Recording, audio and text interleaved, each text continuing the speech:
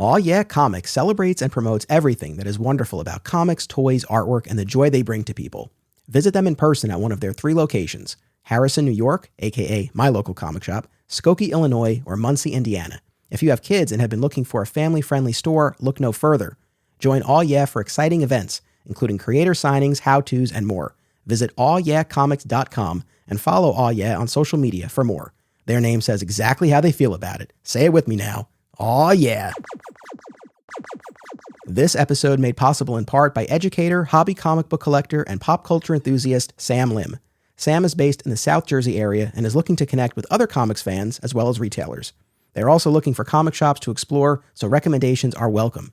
Be sure to follow Sam on Instagram at SZLComics to see their latest comic pickups and shop adventures. In the 1950s, George Reeves embodied the Man of Steel in Superman's first television adaptation, from its gritty black and white beginnings to the kid-friendly color years. To this day, an entire generation reveres George as their Superman, while for others, the show remains an overlooked chapter in the character's mythology. On this podcast, we bring everyone together as we break down each episode of Adventures of Superman. Welcome to another exciting episode in the Adventures of Superman. I'm your host, Anthony Desiato. Joining me to discuss Season 2, Episode 6, The Defeat of Superman, is one of the hosts of the All-Star Superfan podcast, returning guest Rob O'Connor. Welcome back. Kryptonite. Just like Maldini, man, this is a big episode. This is the series debut of Kryptonite, and you're here for it. I love it. I'm so excited. Yeah, it's a momentous moment in history for George Reeves' Superman. The one and only weakness he has, and one of the only times it appears in the series, if my memory serves. That's the thing. This show doesn't give us a ton when it comes to Superman mythology, elements from the mythology. So when we get them, we latch onto them and we get as much as we can out of them. So this will be a big episode. This aired October 24th, 1953, written by Jackson Gillis, directed by George Blair. Let me give my synopsis so we have our roadmap for the episode, and then I want to get your overall take before we get more specific. So, in the series debut of Kryptonite, criminal Happy King enlists the aid of a European scientist to test Superman and develop a synthetic version of Kryptonite that imprisons Lois and Jimmy. When Superman attempts to rescue them, he succumbs to the effects of the deadly mineral, requiring Lois and Jimmy to save him for a change by encasing the rock in a lead pipe. Superman flings the pipe out of sight, a fatal car crash removes King and company from the board permanently, and Lois omits any mention of the deadly rock from her article. So, just overall reactions to this one? Yeah, it was good. It's just I would have liked it to be more of a thing. Do you know what I mean? Like it sort of Kryptonite appears not with a whimper nor a bang. It just sort of is there and it happens, and then we quickly brush it aside and then it's over. And it reminded me a lot of the stolen costume, actually, in the way that the villains are dispatched at the end. But I would say, in terms of, like, the title of the episode is The Defeat of Superman. For me, the episode Crime Wave felt a lot more like Superman had been defeated and it was this big, alarming event in history. Whereas here, it's kind of just a minor stumbling block that he overcomes. Definitely not a bad episode, but I would say kind of middle of the road as far as Adventures of Superman goes. To be perfectly honest, I'm a bit relieved because I had a similar reaction, and I kind of felt like I'm supposed to love this episode because it's the debut of Kryptonite and it's a big one. And it is momentous in that respect. But in terms of the execution, yes, it felt like they left something on the table here. And one of the things I was thinking about, and you're a perfect person to talk to about this, because I know, like myself, you're a student of this mythology, and we've been taking in subsequent iterations of the character, especially on television. And on television, we've had other tellings of Superman or Superboy's first interaction with Kryptonite. So the Kryptonite Kills episode from the Superboy TV series, the Green Glow of Home from Lois and Clark, a Little Piece of Home from Superman the Animated Series. So we've seen this story spun a few different times. The first time that a version of Superman interacts with Kryptonite. So I'm just curious, out of that quartet in particular, what's your favorite? Where does this one land? I mean, people are sick to the teeth of me talking about Lois and Clark, but it's got to be that Green Glow of Home. I just think it's such a good episode. The way they really build this ominous threat around Kryptonite. Dean Kane's Kryptonite acting is quite good, I think. But like you've just listed a really strong setup. Like the worst episode there is Kryptonite Kills, which is one of the best episodes of Superboy season 1. A Little Piece of Home is a really, really strong episode 2 of the animated series. Smallville did great stuff with Kryptonite, especially in the first season. They really built up how much of a threat it is. We haven't even mentioned the radio show, which spun this entire long series arc out of Kryptonite to give Bud Collier a break. Kryptonite is just such a prestigious element, no pun intended, in Superman. So, as you say, there's so many amazing stories around it. Watching this one, I was nearly kind of like, did they even want to do a Kryptonite episode? If that makes sense. And I don't want to dump on it too much. I mean, it was still fun, but it did feel like, did somebody tell them they had to do a Kryptonite episode? Yeah, there are a few things going on here. But to go back to the question that I posed to you, but like yourself, my favorite of that group is the green glow of home from Lois and Clark. Yeah.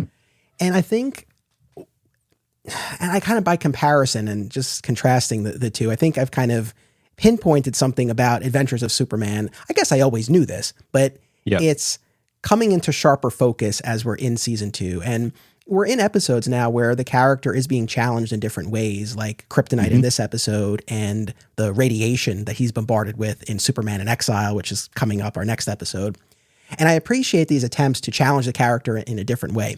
The thing, though, that I have to really kind of keep in mind for myself and not bag on the show for, because it just is what it is that this is not a show designed to really raise the emotional stakes, to mine the emotional lives of the characters. There's a lot of physical danger, but that emotional piece is not what the show was built for. And when we think about these interactions with Kryptonite for the first time in most, if not all, these other tellings that we're talking about, I think what makes it so interesting is that this is the first time that the character is hurt by something, and you see him reacting to that, and in a way beyond what we get here, where he's in physical pain. But that's what I think I find lacking, but I just have to accept the fact that's not what this show is. But I think that's why it doesn't rise to that level that the other ones do.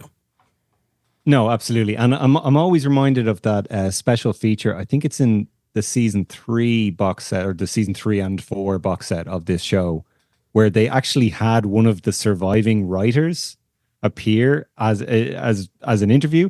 And he made the point that the challenge of writing this show was always finding reasons that Superman couldn't discover that Lois and Jimmy were in danger too early, because we had to drag it out for long enough that it would be an exciting story. And once I heard that, I was kind of like, oh yeah, that's literally every single episode of this show. And in this case, it's finding reasons for why Jimmy and Lois can't get rid of the kryptonite, too early in the episode, because they need to drag out the tension, and we need to keep reminding the audience, which I think Noel Neal does quite well. It's like, oh no, Jimmy, his heart is stopping, or he can't breathe, or I was thinking as I was watching, I was like, we've seen a lot of actors, Superman actors, do kryptonite acting. I mentioned Dean Cain there. George Reeves doesn't do a lot of kryptonite acting in this, but Noel Neal really does. And that really ramps up the tension, But to your point, yes, it's not about emotional stakes. It's more just about tension for the audience and following the adventure and being gripped by the tension of the scene rather than kind of the emotional stakes of it all. Yes. But I guess I didn't have as much of an issue with this, as far as I can remember, with the first season, because again, with this second season, we are seeing different kinds of challenges. And I feel like these challenges are tailor-made for some more of that emotional mining. And so that's why I find myself kind of longing for it, where maybe I look back at those season 1 episodes and maybe there wasn't as much of a pathway for that. So I wasn't missing it. Whereas here, just the notion of being afraid of something hurting or potentially killing him, confronting his mortality in a way that he's never had to.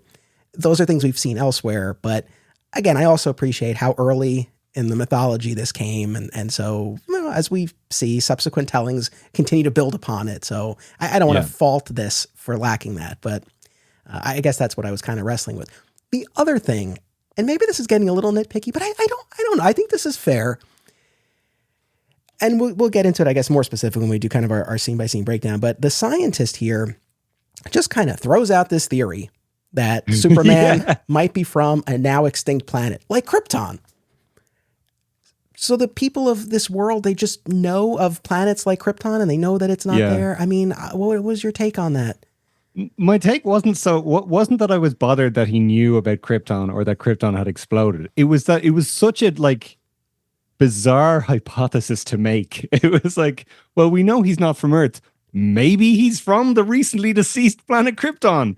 And if that's the case, then maybe we might have a way to... It's like, what a leap to make. You don't have any evidence of this at all. I know. And his first guess ends up being right on the money there.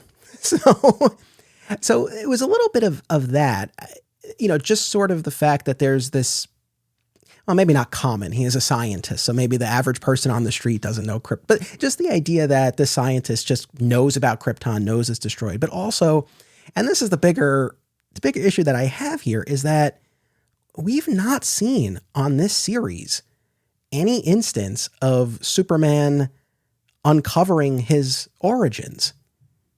God, I never actually thought about that. You're absolutely right. And I just went back to Superman on Earth, which gives us the origin story in season 1, because I was like, well, was I missing anything? Was there anything there? And no, I mean, the audience sees the entire Krypton piece of it. And then we catch up with Clark when he's an adolescent and he's talking to Ma in the kitchen. He's like, why can I do all of these things? And she sits him down, and then the narrator tells us what she's telling him, essentially recounting how she and Pa found him in the rocket, and that's really it. I mean, there's no indication there or in the rest of that episode that he has any knowledge of the specific planet that he comes from. And then we get to a point in this episode when Jimmy says to Superman, oh, Happy King called it Kryptonite. And he's like, wait, did you say Kryptonite? Yeah. So there seems to be a recognition there. Well, now it's important to say he says, I don't care what he calls it. Nothing can hurt me. And then he punches the door and that doesn't work. And then he turns around and says, wait a minute, did you say Kryptonite? So initially I was like, okay, so maybe he's encountered Kryptonite before, I guess. But then afterwards I thought about it again and I was like, well, then why would he have said that first bit? It doesn't make any sense. But yeah, no, you've completely blown my mind there that George Reeves' Superman doesn't necessarily know where he's from. And I'm reminded of that comic. I know you talked about it with Jim Nolt. That was a fantastic discussion, by the way. I meant to say that to you on off mic. In the Superman and the Secret Planet comic, which I have not read in 15 years, does the topic of Krypton and Superman knowing where he's from, does that come up at all in that comic? Oh, that's such a good question. And I don't remember offhand either. I will have to check. I mean, I don't have a specific memory. I'm inclined to say it's just sort of assumed, but I don't really know. But that is a very good question. I mean, if ever there would be a place for it, it would be there.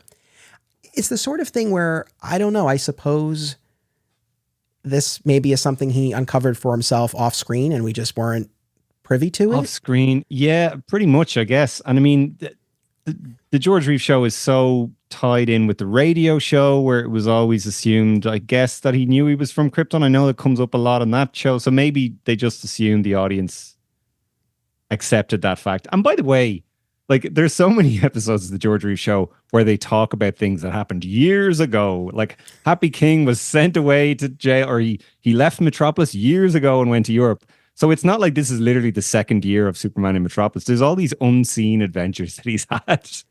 Yeah. So I guess, maybe amongst those kind of untold stories, he found out that he was from Krypton.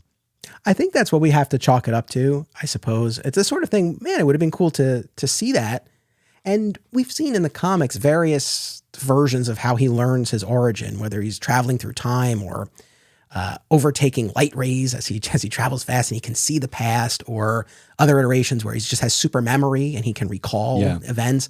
So maybe one of those things happened at some point and he has this knowledge. Or again, in this world of Adventures of Superman where Krypton is just kind of known, maybe he just assumes, maybe he just kind of little deductive reasoning and put it together, right? He knows that there was this planet out there that was destroyed. He knows that he showed up in a rocket from above, and maybe that was kind of it. And that's all he needed, I suppose. But yeah, it just felt like we were missing a step. And you know, the Kryptonite piece is such a big piece.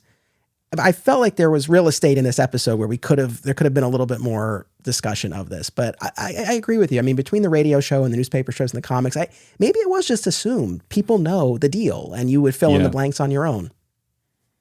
Sure. Yeah. I'm picturing a hypothetical episode now where there's some mad plot by Professor Pepperwinkle, played by Sterling Holloway, and he has radio signals from, you know, this faraway land, and then a gangster turns up and tries to steal the technology for some reason. And, you know, Clark wants to write a story about it, and Lois and Jimmy find out about it and end up getting captured by the gangster. And then Superman has to intervene. And in the midst of all this, he finds out via these radio signals that he's from Krypton. That's my fan theory for how he found out in the world of Adventures of Superman. I like it. And so I think, just based on what we're presented here, I think we have to assume, I know I'm overthinking this, but I think we have to assume that he knows he's from Krypton, but he hasn't yet encountered Kryptonite. And then I think, what? Well, no, the way he said, did you say Kryptonite? It sort of felt to me like maybe he has encountered it, but now that we're saying it, maybe it's that he knows he's from Krypton, but the word Kryptonite being an extension of that. Yeah, okay, sorry. I follow your line of thought here, but my initial thought when I heard him say that was, oh, he's encountered Kryptonite before and he knows what Kryptonite is.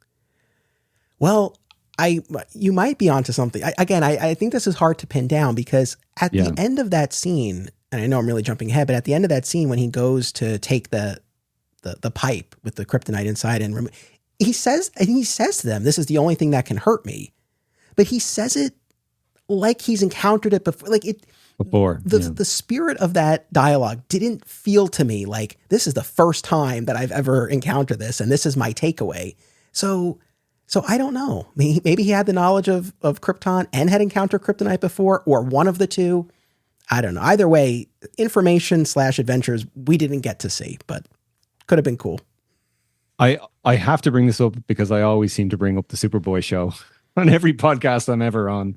The episode Kryptonite Kills, which we mentioned earlier on, there's a similar conundrum in that they're able to hypothesize that this is from Krypton, despite Clark/Superboy not having any knowledge whatsoever for the entire series that he's from Krypton, but it's still called Kryptonite in the show. This annoyed me before I ever even watched the episode. I was like, so how does that make any sense?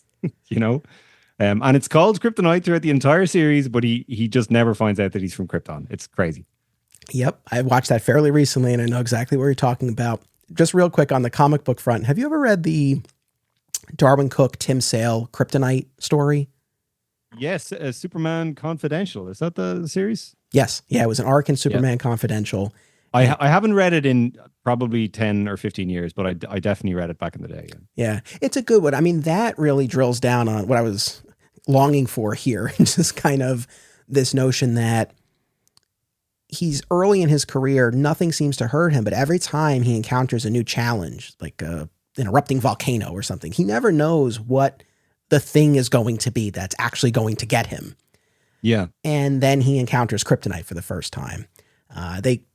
It gets a little afield because then the Kryptonite seems to be sentient and there's other business going on there. So it goes in a little bit of a different direction. I think there ended up being some sort of being that was encased within it, something like that. Yeah. Did they broadcast the Kryptonite over the city or something like that? Am I remembering that right? It's everywhere in the city all at once and he's able to feel it no matter where he is or something? Or am I maybe that was just a Silver Age story that we talked about on the other podcast, but maybe it was in Confidential. I just don't remember, but just kind of that emotional underpinning of it. That was what really came to mind.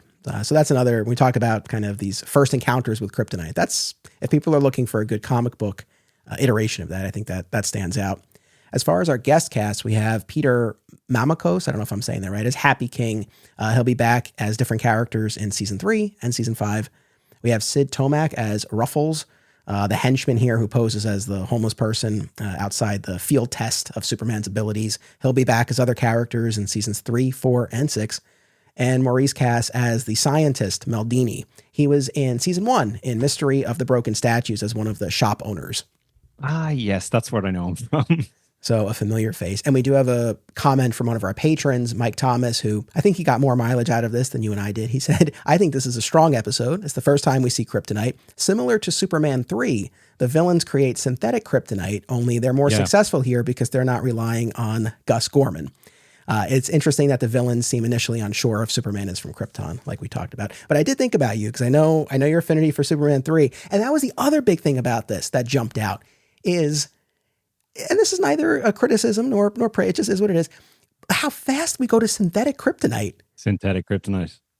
Now, the only thing, I was thinking about this, I think synthetic Kryptonite in general was a much bigger deal in the Silver Age. I recall Lex Luthor making synthetic, maybe I'm imagining this, but I definitely feel like I've read comics where Lex Luthor was like synthesizing Kryptonite a lot, you know? So I feel like that was kind of the done thing. I did kind of think though, it was like, there was no need for this to be synthetic Kryptonite. Like they contrived this thing that, oh, well, we only had a little bit from that meteor and now we need to synthesize more. It felt like they were kind of padding the runtime a little bit and they just needed a mad scientist. They needed shots of a mad scientist, like putting kind of, you know, liquid into vials and all that kind of stuff, you know?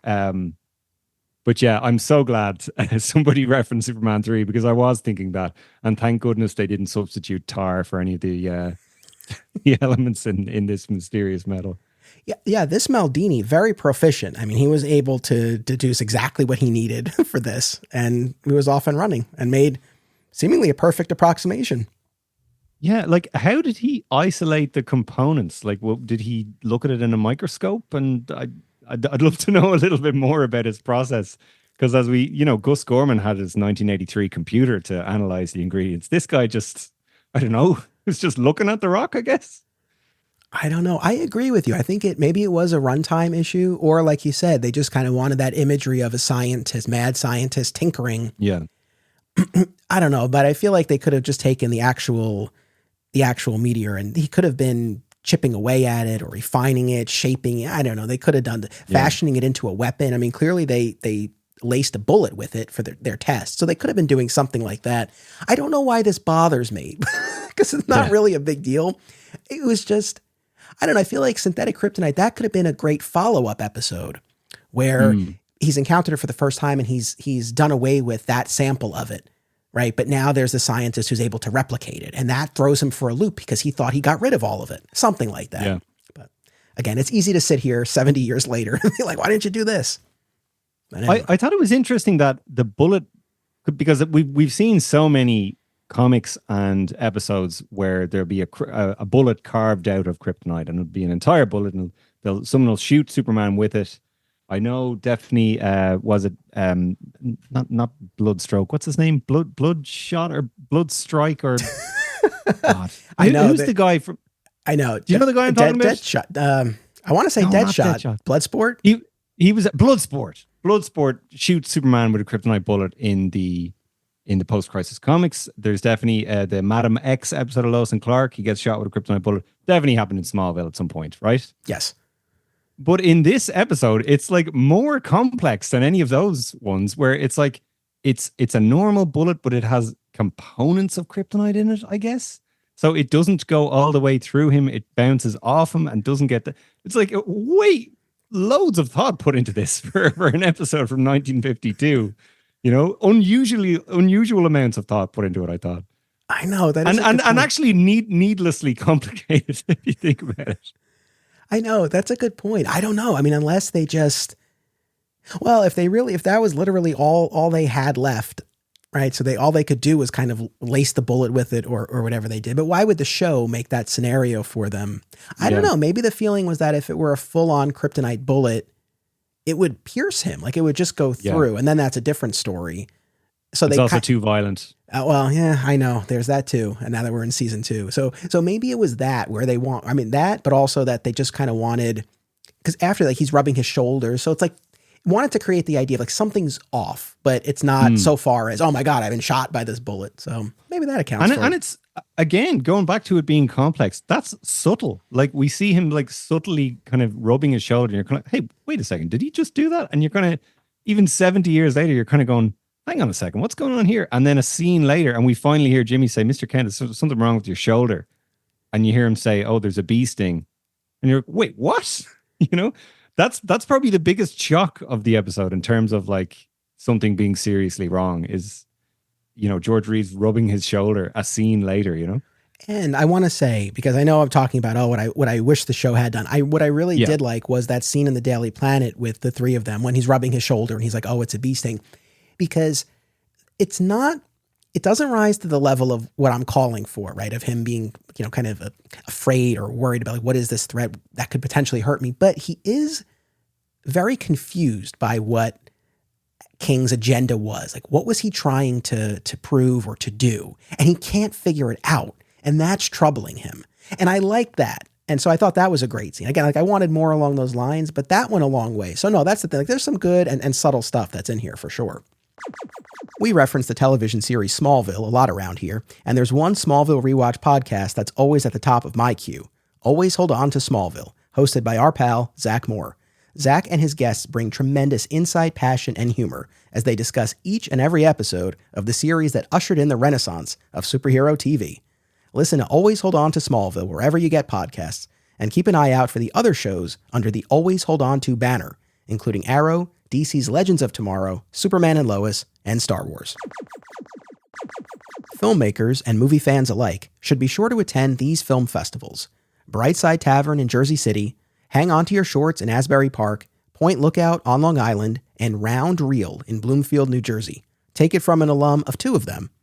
Submission information for filmmakers, as well as details about the festivals, can be found at filmfreeway.com. Follow the festivals on social media for news about events, discounts, tickets, and more.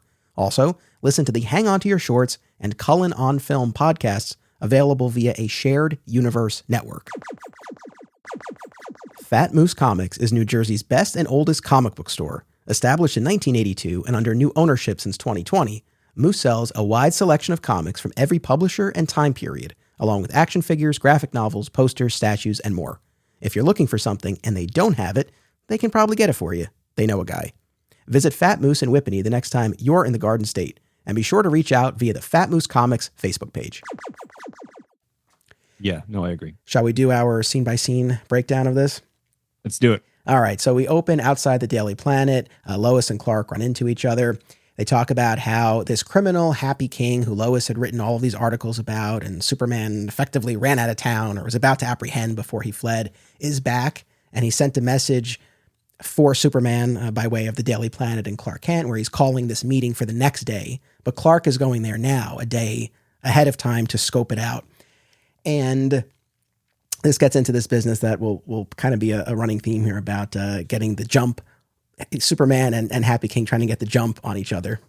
So, sorry, Ginger, I just have to point out that the reason Happy King eluded Superman's best efforts is because he fled to Europe.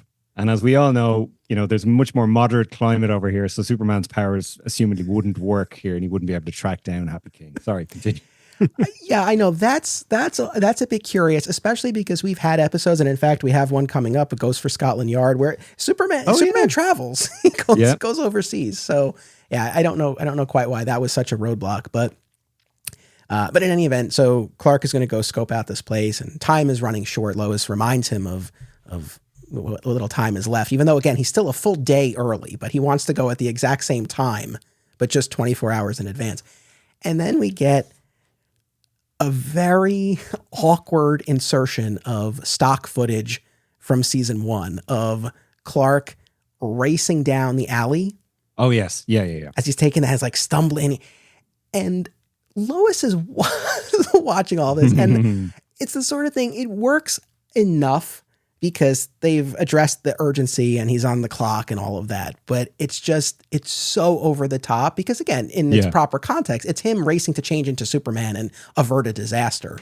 And the fact that you get that reaction, if Lois had just turned and went away, I think it would have been fine. But it's like you see, like she's just watching him do this. So it just made me laugh. Oh, and it's so funny because the last time we spoke about this show, I was on what was the episode called? It was the mine cave-in episode where Lois was trapped in the mine with the old rescue, the daughter rescue, and the exact same thing happened. All the miners turned as Clark Kent ran off into the distance, and then suddenly Superman arrived, and no one put two and two together. It's the exact same thing, and that doesn't happen in every episode. Like, it's not like this common thing that happens in every. So it's just funny that happened again. I know, that's right. I forgot you. That was the other one you did. The same thing. I know. And again, easily avoided if you just nix that reaction shot, because then you can, in your head, you're like, all right, they just turned and looked away. But no, like, they want to show you that people are watching him. Now, it's not as bad here because I don't think Lois notices Superman a beat later. Whereas in that episode, Superman arrives in the mine like a second later, and nobody thinks to say, "Wait a second." Yes, but it was pretty funny here. I know. Well, and also in the rescue episode, it's like they were out in the middle of nowhere in a different situation, in a different scenario setting. Yeah. So like the idea that the both of them would just be there, here at least, all right, they're in Metropolis. There's a lot going on. We can overlook it a little bit more.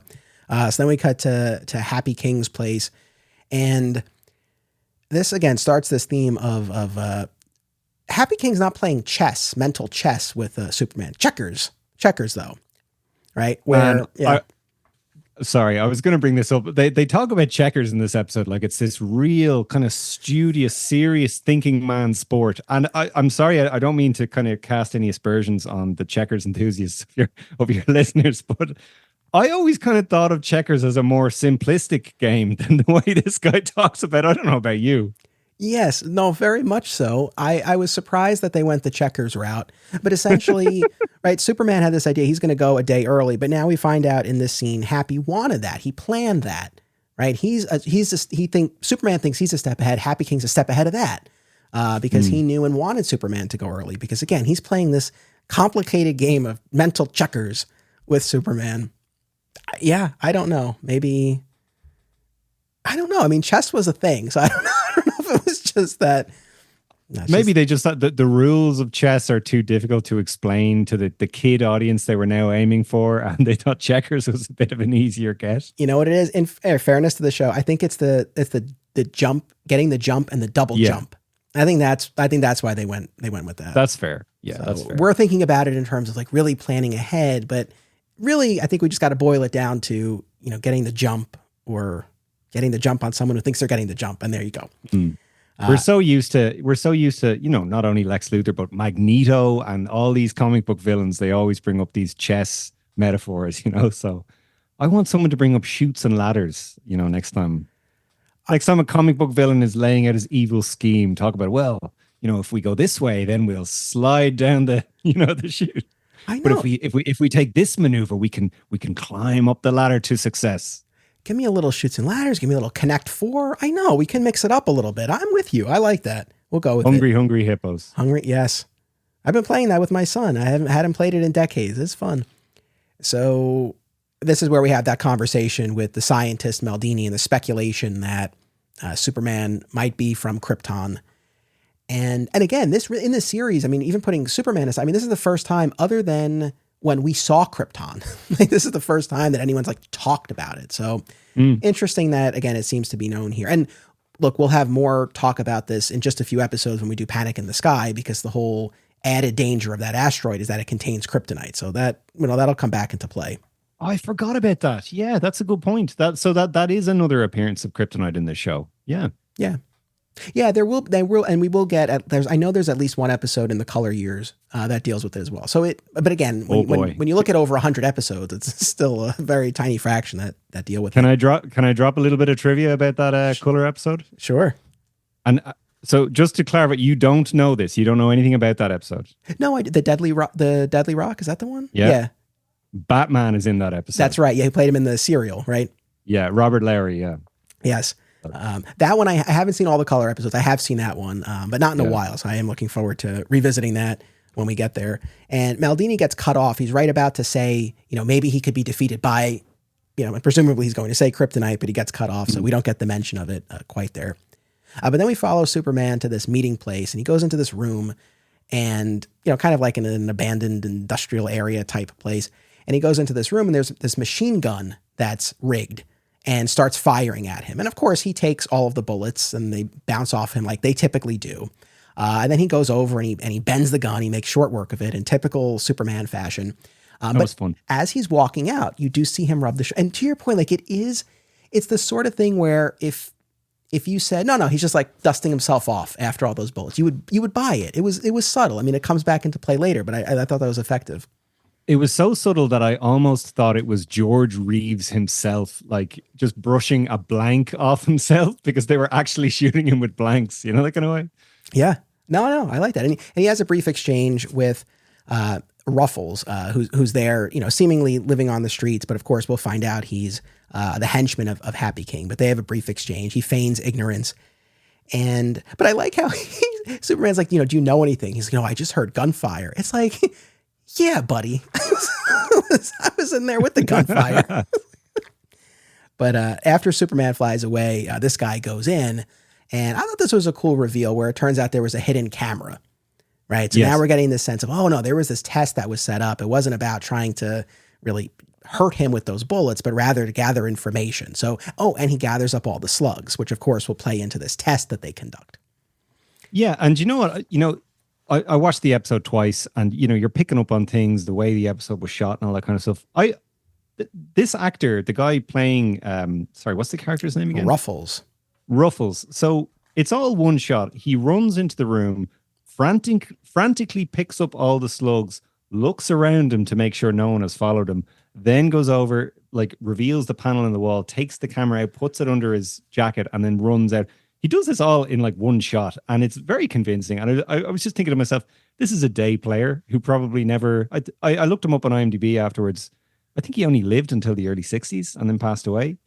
Like, just good, solid acting there, you know? Just a good job. Good day at the office. Well done. You know, it was just a very convincing, tense scene and great physical acting there. I just thought it was impressive. That's the thing. You know, that's one of the things I do when I'm preparing for these episodes. I'll, you know, look up the guest cast on IMDb. And yeah, sometimes, you know, one of the guest actors would go on to be the dad on Leave It to Beaver, right? Or they would go on to do something like that they're really known for.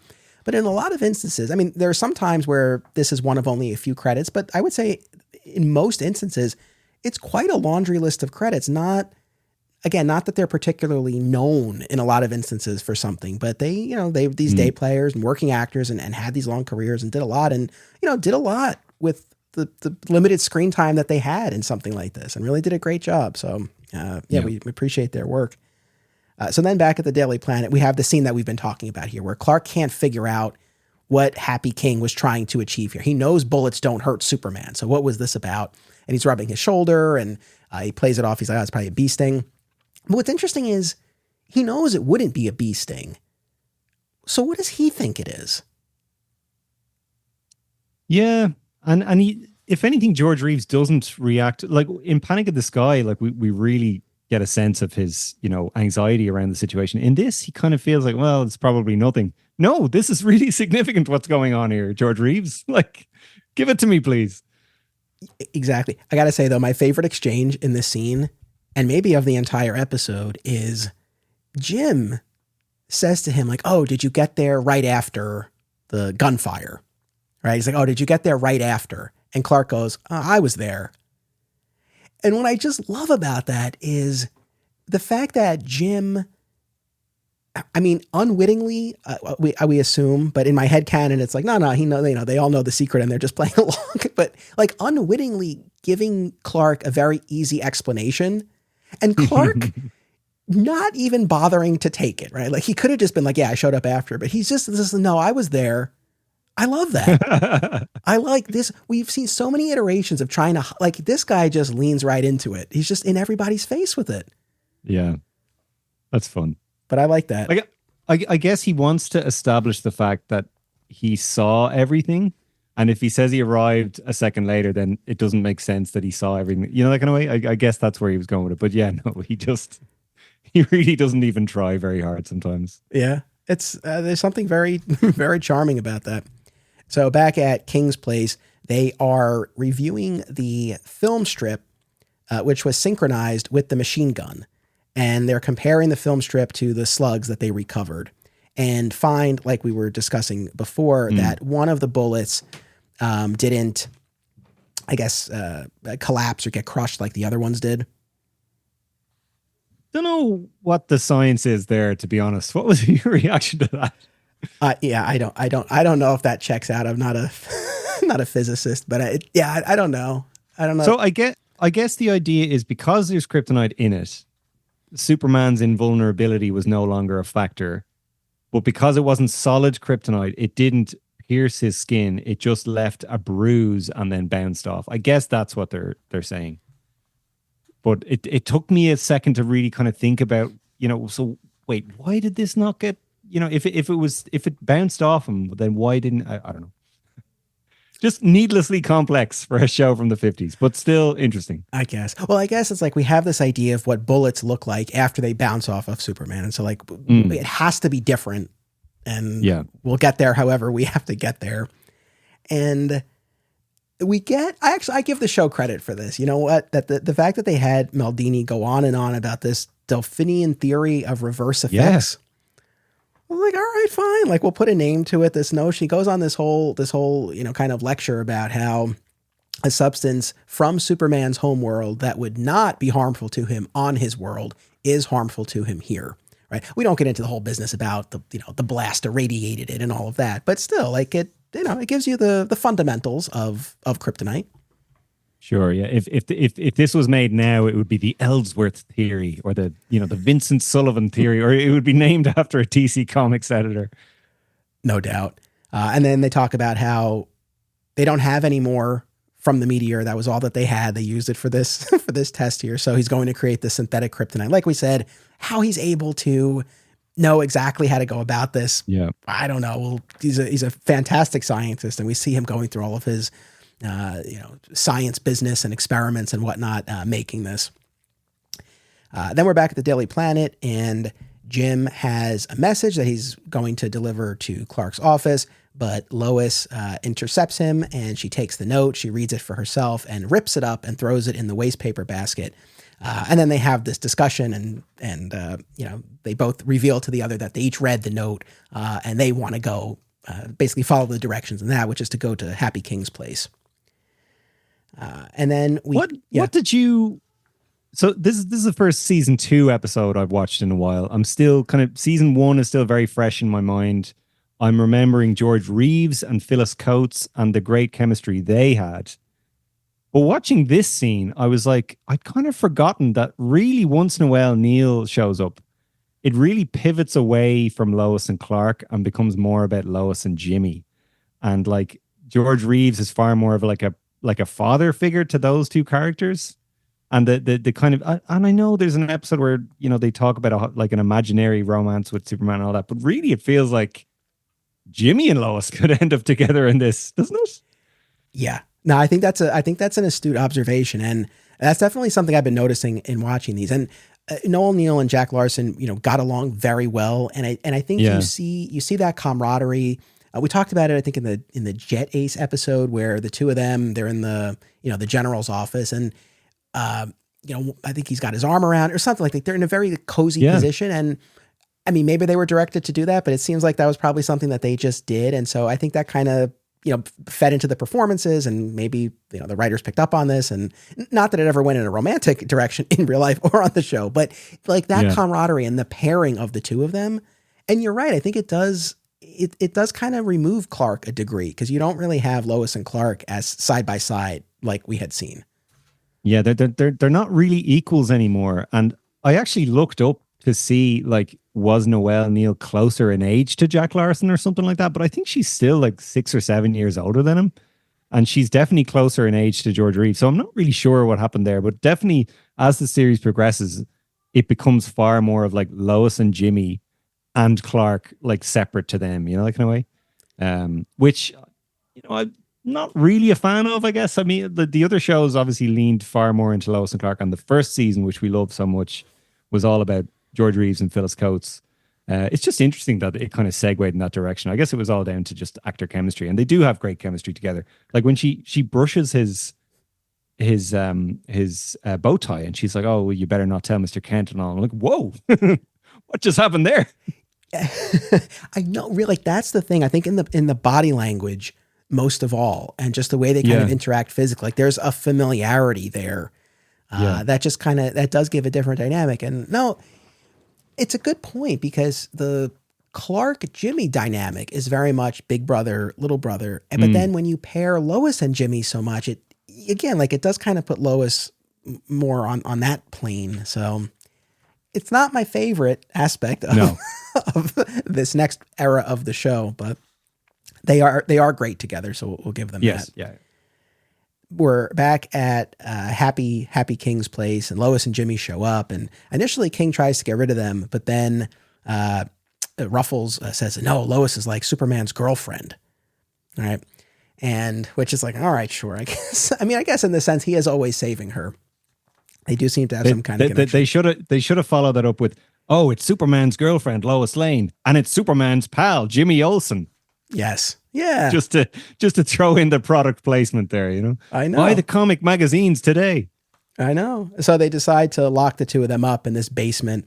And there was such a funny exchange here. We do cut back to the planet for a second, but when we're back with Lois and Jimmy in the basement, and Lois, so I think Jim is quick to say, well, you know, Clark will get the message that you left and he'll send Superman and he'll rescue us. And that's when Lois reveals, well, actually, I ripped up the note and I threw it in the waste paper basket. And Jimmy, like selfless, heroic Jimmy, you got to give him credit. He's relieved. He's like, okay, at least Superman won't fall into their trap. And he's like, that's the most important thing. And Lois has a reaction. She doesn't really seem totally on board with that. And what does Jimmy say? Isn't he like, right? Isn't it something to that effect? Right? Yeah. No, it's a lovely scene. Like Jack Larson is just so selflessly on the side of Superman that he doesn't really care that he's about to die, and it's Lois who has to bring down the room. She's kind of like, yeah, sure, Jimmy. You know, it's like, isn't that great? You know? Yeah. It's lovely. And then we have, it's almost like a little tiny echo of the Night of Terror episode where Clark is looking for a message, an urgent message, and he can't find it. If only poor Miss Bacharach were there, he could have cost her and asked for it, but she's not. And he finds the shreds of the note in the waste paper basket. Sorry to interrupt before you get to that. Isn't there a bit here where he speaks to someone on the intercom and no voice responds? Oh yeah. Wait, is there no? I don't remember. But you're right. Definitely. There is a beat where he's like, because he's asking about, like he was told. Oh, I think he says like, well, I was told there was a message here. Like, where is it? Something like that. Yeah, and it feels like we should be hearing a voice respond to him, and no voice responds, and he says, "Okay, thanks." And I'm like, is this one of those things where it was like a mistake on the DVD or something, and they left out the sound, or what's going on? Because I feel like we should be hearing, and we have, like Perry White has all those times where he talks to Bonnie on the thing, and you hear her voice come through. So it's not like they couldn't do that. So I was like, what happened there? I know. Oh, that's a good. I have to go back. I think that might have been whether it's a technical flaw of the disc or just a flub on the show's part where they meant to add in that piece of audio and just didn't. So they spent the budget on the next thing we see. So Clark uses his X-ray vision on the shreds in the waste paper basket. Now, my assumption is that this was just a visual device. And that he wasn't literally reassembling the letter. Was that your interpretation as well? So I think watching this originally, you know, when I want to say I was probably 15 or 16 when I got these DVDs, I did think, okay, well, that's just a ridiculous power that Superman does not have. Some sort of strange telekinesis where he's able to reassemble the ripped up parts of a ripped up letter in a waste paper bag. That makes no sense. It's ridiculous. But I think, watching it today, I was like, oh no, that's the narrative device for the viewer. He's using his X-ray vision and he's kind of piecing it together in his mind. And this is what they're using to show the viewer. And they do similar stuff, I should point out, in Lois and Clark. Definitely, I want to say it. Actually, I mentioned the episode already, Madam X. There's a bit where he is like analyzing old Daily Planet stories and the words start flashing up in blue. And I remember thinking as a kid going, what is this bizarre new power that Superman has? But actually it is just a narrative device for the viewer where he's like seeing specific letters in the story and it's like an acrostic or something. Anyway, so yeah, no. To answer your question, I think it was a narrative device for the viewer, but definitely when I was a teenager, I did think, oh, they've just given Superman a bizarre new power, which they do from time to time on this show, by the way. I know. Well, and then we would kind of be in Superman 4 territory with, you know, beams that can just reassemble things. Brick vision. Great Wall of China vision. Yeah, this was the precursor to that. Ripped up paper vision. But anyway, so he gets the message and he's off and running, and Superman now shows up at King's Place. And here's what I love. I feel like when Superman came in, he came in hot, and it was like a shade of season 1 Superman. He was not messing around. He didn't throw any punches, but he was not messing around, and he demands to go to Lois and Jimmy, and he's like, they better not be hurt. Like it felt like the forceful Superman of the first season for a moment there. I like that. Yeah, I agree. Yeah, definitely. So they lead him down into this basement and close the door. And he's very overconfident initially because he's like, well, he knows this isn't going to stop me. But then they throw and by down. the way, but before, Happy King, played by Pedro Pascal, is shouting at him the entire no, Superman, it's a huge mistake. Don't go in there. Don't go in there. He's using his kind of checkers reverse psychology to, for some reason, I'm not really sure why, but I thought that was interesting. Oh, that's right. No, good catch. Yeah, I don't know. His game of checkers is just too advanced for me to follow. I don't know. But they throw down this hunk of kryptonite, and he starts to feel the effects, you know, rather instantly. And, you know, we talked about this whole dialogue where, you know, Jimmy says, oh, they called it kryptonite and it doesn't seem to register. Then he's feeling the effect. He's like, wait, what did you say? And Superman goes down. And, you know, to your earlier point about kind of kryptonite acting, his was more of a less is more approach, right? I think he's just kind of down for the count. And you're right, it does. But, you know, it creates a pathway for Noel Neill, for Lois to really kind of sell you, you know, and just the fact that Superman's down at all. I honestly, I know I've had a lot of, you know, critiques about this episode, and I wanted more in a lot of respects. But what I really did like, and even going back to the first time I watched this, like, you know, kind of the main element of it that jumped out and has stuck with me is the fact that it's Lois and Jimmy who save him for a change. Like I like that because it's always the flip. And so for the two of them, and they struggle, but they really work. And I will say, on the one hand, it becomes almost farcical, right? Like Jim tries to throw the rock back up the chute and it comes back down. He tries to throw it out the window, but the glass is reinforced and then it gets stuck on the top of the ledge. And Lois has to help him get up and get it back down. They try to force it down the sink, but it won't fit. So it's like it gets farcical at a point, but at the same time, I felt like it conveyed and created a lot of tension in there where it's like nothing, and it almost feels silly, but it's like nothing is working. And what are they going to do? Yeah. And like, you know, to the show's credit, as a production made 70 years ago, they're using the environment in interesting ways. Like he's trying to throw it out the window, and it's a window that we see. You know, he's trying to get it back up the chute, but they keep throwing it back down. He's trying to get it in the sink. We see Lois pick up the heel of her shoe, and she's trying to bash it in.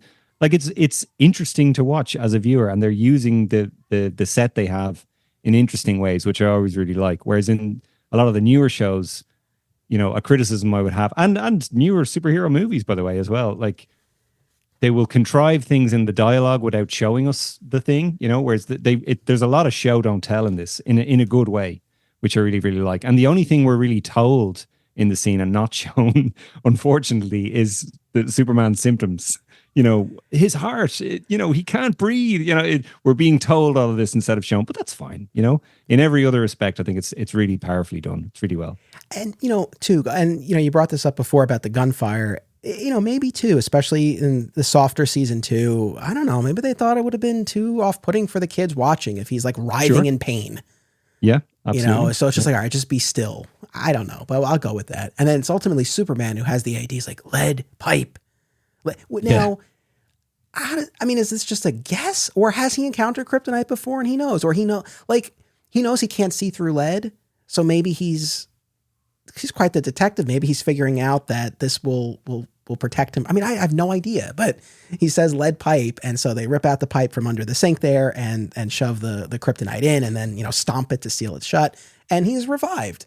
So it works. And that's where, again, he has that line about, this is the only thing that can hurt me, which, again, has he encountered it before, or this is just his takeaway from this particular encounter? We'll never know. But he goes outside and he flings it, right? And he throws it. I mean, where do you think it ultimately goes? Is it going into space or just lands? Because I know the guys driving on the road are Happy King and his associates. They see it. I don't know where it's meant to land. I just immediately assumed, I was just picturing the baseball from Superman 4, like hurtling through the cosmos. I just assumed it was going to be flying past that, but it was beyond this show's abilities to show us that. But speaking of Happy King and Maldini and Ruffles, like you said, right out of the stolen costume, very conveniently, these three people who know Superman's only weakness, not only do they know that he has a weakness, that it's out there, that it exists, they know how to create it. Get in a car wreck and die. Oh, well. We got some stock footage and they're off the board, and that's it. And we're back for our final scene here at the Daily Planet, and Clark is as calm and relieved as he was at the end of the stolen costume. I mean, this is not, I'm not saying he should be brokenhearted. This is not a guy who is at all really concerned about the loss of these lives here. I think it all worked out just fine as far as he's concerned. I mean, it's not something he ever has to worry about again. Never has to worry about it. And there's reference about Lois leaving that out of the article. And it's Jim, right, who has that line about it made Superman seem almost human. Right? Yeah, I have to bring up something. So obviously this show has a lot of parallels with my favorite Superman show, which is Lois and Clark. The exact same decision is made in the Green Glow of Home, where they decide not to report on Kryptonite because they think that it would be too dangerous for the world to know about that. Whereas in most other versions of Superman, including the comics at the time, Kryptonite is like something everybody knows about. So I just thought that was interesting that they carried that over, that very specific decision to be like, oh, well, nobody should know about this. I know. You would think, you would want to try to keep a lid on it. Like, that made a lot of sense the way this plays out here. So, that's our episode. As you know, we rate it on a scale of 1 to 5 fedoras. So out of 5, Rob, how many would you give the defeat of Superman? I think it's a solid 3. I don't want to go any lower than that. Like, it's not a bad episode. It's middle of the road. There were some interesting performances in it. There was some interesting ideas, direction. There's not a lot I can fault about it, except that it is this really big keystone of the mythology, and they could have done more with it, really, So it's a 3 out of 5 for me. Same for me. Same rating and same reasoning. So I would just be repeating myself if I gave my reasons again. But that's why. So both of us, 3 out of 5 fedoras. This was a lot of fun. I encourage everyone to check out your podcast, the All-Star Superfan Podcast, on all major podcast platforms and social media channels. Anything in particular you want to share, or any place in particular you want to direct them? No, we've a bunch of fun episodes out at the moment. We just released an episode on the Fleischer cartoons with the great Michael Bailey, who we love having on. We've another episode coming out very soon about the John Byrne reboot, which I kind of initially, I was telling you off mic, had my reservations about doing an episode of that because it's something that everybody's talked about to death. But actually, we had an incredible discussion about it. You sent us in your own thoughts. A couple of other big Superman podcasters did as well. And it made for an incredible discussion, and I can't wait to release it. So check that out. That should be out pretty close to when this comes out. And we'd love to hear people's thoughts on it.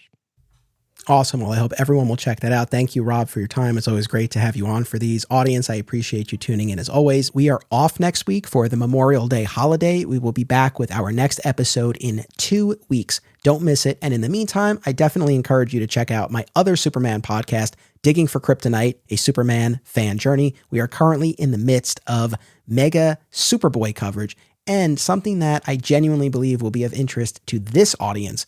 There's an episode with Zach Moore from Always Hold On to Smallville, who was just on this show.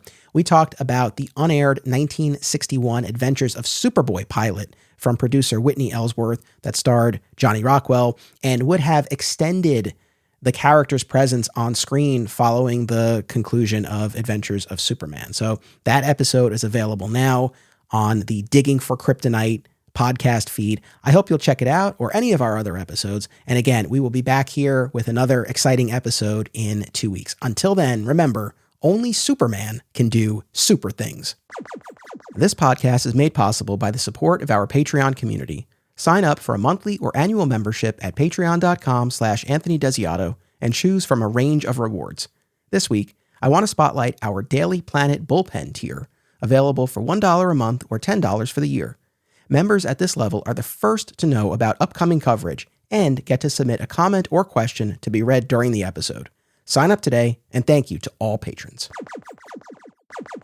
This podcast is an affiliate of BCW Supplies. The next time you need to restock on comic book bags, boards, boxes, and more, be sure to use promo code FSP to save 10% on your order. That's FSP for Flat Squirrel Productions.